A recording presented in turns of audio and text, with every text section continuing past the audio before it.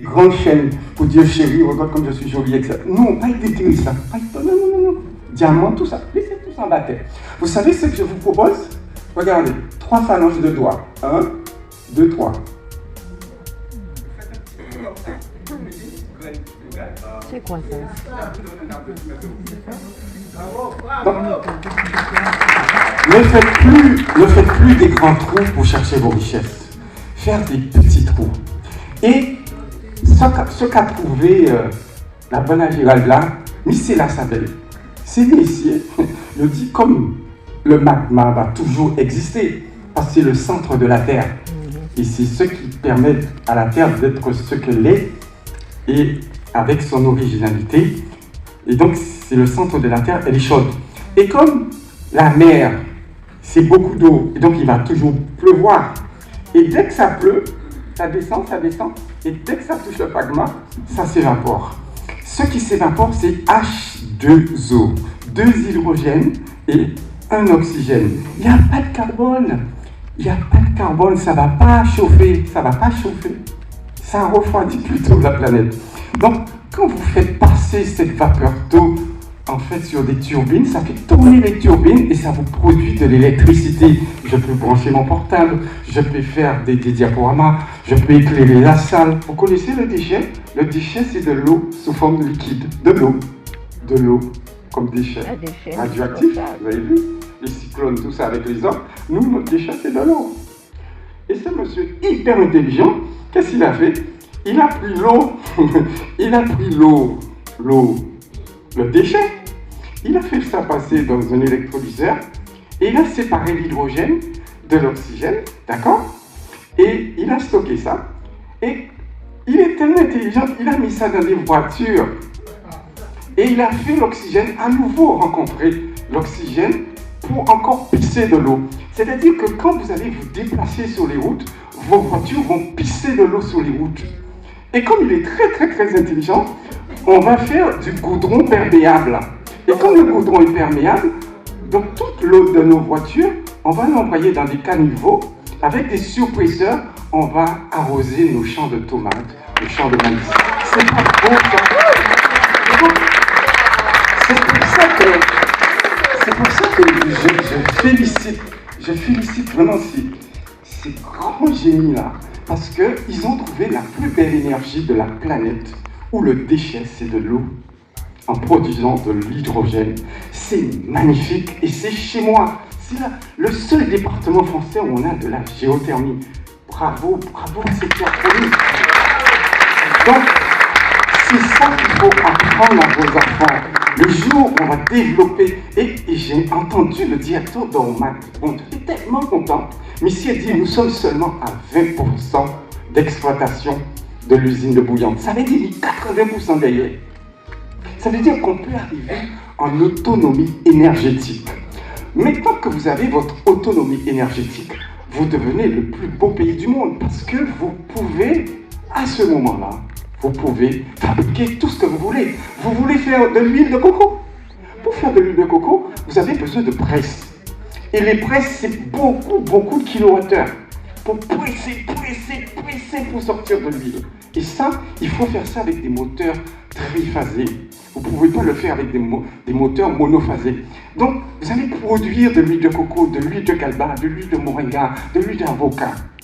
Et donc, vous pourrez maintenant être autonome. Vous n'avez pas besoin de l'huile tournesol, l'huile arachide, etc. Donc, il fait l'huile en eau. Et avec les huiles, vous allez faire une saponification. Vous aurez votre savon. Vous pourrez vous nettoyer avec votre savon. Vous prenez cette huile, vous allez faire des crèmes, des cosmétiques. Donc, vous allez vous développer économiquement à partir de ce qui est extraordinaire. Parce qu'il faut savoir qu'aujourd'hui, ce qui gouverne la planète, c'est la pétrochimie, la chimie du pétrole. Et le pétrole, en fait, et c'est quelque chose qui a pris des millions d'années, en fait, c'est-à-dire que les déchets de plantes, tout ça, sur du magma, ça a bouilli, ça a donné une purée noire, et c'est resté dans une poche, ça a donné des gaz, etc. Donc on a récupéré le gaz, avec une pipette, on a récupéré le pétrole, avec une pipette, il n'en reste plus. Parce qu'il faut attendre encore des millions d'années. Oh, il va toujours pleuvoir, il y aura toujours du magma, on aura toujours des vapeurs d'eau, on pourra toujours faire tourner les turbines, on pourra toujours récupérer l'eau, on va faire de l'hydrogène, mais nous sauver. On peut faire fonctionner toutes nos industries, on va pouvoir faire des choses magnifiques. Et je vais le dire encore, nous allons vendre les autres. Donc, tous les bateaux de croisière, tous les bateaux, trucs là, il faut nous passer au port pour remplir d'hydrogène, parce que les bateaux nucléaires, ça peut marcher, les bateaux électriques, ça peut marcher, donc il n'y a que l'hydrogène. Et oh là, ça y est, c'en est la terre promise, la terre de Guadeloupe. Donc, en plus, il faut savoir que toutes les industries du Nord vont s'arrêter. Les industries cosmétiques, ça va s'arrêter, parce que toutes les cosmétiques sont faites avec beaucoup de produits chimiques. Et les produits chimiques, en fait, c'est fait avec du pétrole, ça s'appelle la pétrochimie. Votre Doliprane, là, le Doliprane que vous prenez, du paracétamol, c'est fait avec du benzène. Le benzène, c'est du pétrole. Quand il n'y aura plus de pétrole, il n'y aura plus de Doliprane. Qu'est-ce qu'on fait? Eh bien, nous, on a des plantes qui agissent, en fait, sur le système nerveux central, et on peut gérer la douleur. Et le meilleur antidouleur qui existe sur la planète, c'est le pavot. Le pavot dans lequel on tire l'opium, et on fait de la morphine. Quand vous avez des grosses douleurs, c'est fait avec des plantes. Donc, en fait, on va pouvoir faire nos médicaments. On va pouvoir faire nos aliments, donc arriver à l'autosuffisance alimentaire. Et je vais vous orienter vers oikos nomos sum bios, c'est-à-dire gérer la maison, sum, ensemble, bios, avec la vie. Et c'est ce qu'on fait déjà. Et donc, il faut savoir qu'à Phytobocase, on a été créé en 2005, on n'a pas utilisé une goutte d'herbicide, une goutte de pesticide. On n'en a pas besoin.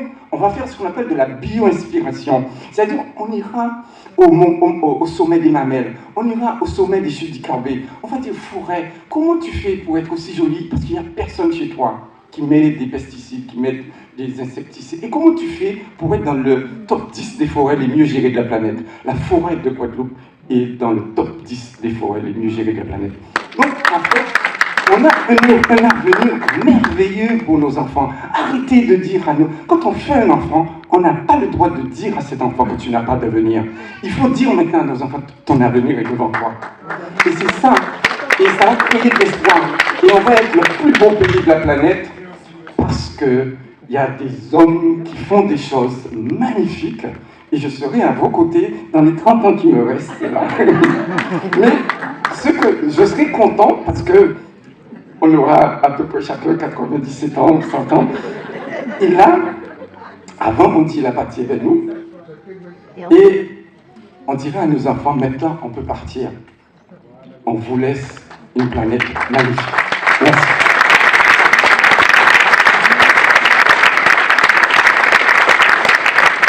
Bravo! Merci beaucoup, mon cher Olivier, pour cette belle communication. J'imagine que beaucoup d'entre vous ont beaucoup de choses à lui dire. Non, bel développement. Voilà.